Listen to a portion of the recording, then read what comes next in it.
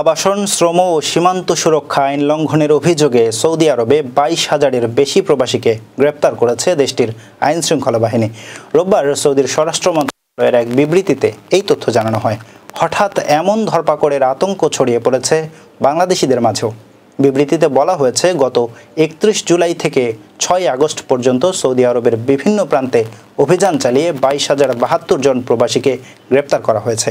দেশ জুড়ে ব্যাপক নিরাপত্তা অভিযানের অংশ হিসেবে তাদের গ্রেপ্তার করা হয়। দেশটির স্বরাষ্ট্র মন্ত্রণালয় বলেছে, গ্রেপ্তারকৃতদের মধ্যে আবাসন আইন লঙ্ঘনের ঘটনায় 13,833 জন, সীমান্ত নিরাপত্তা আইন লঙ্ঘনে 4,624 জন এবং শ্রম আইন লঙ্ঘনের দায়ে 3,615 জন রয়েছেন। দেশের বিভিন্ন নিরাপত্তা বাহিনী ও সরকারি সংস্থা যৌথ অভিযান চালিয়ে এই প্রবাসীদের গ্রেফতার করেছে।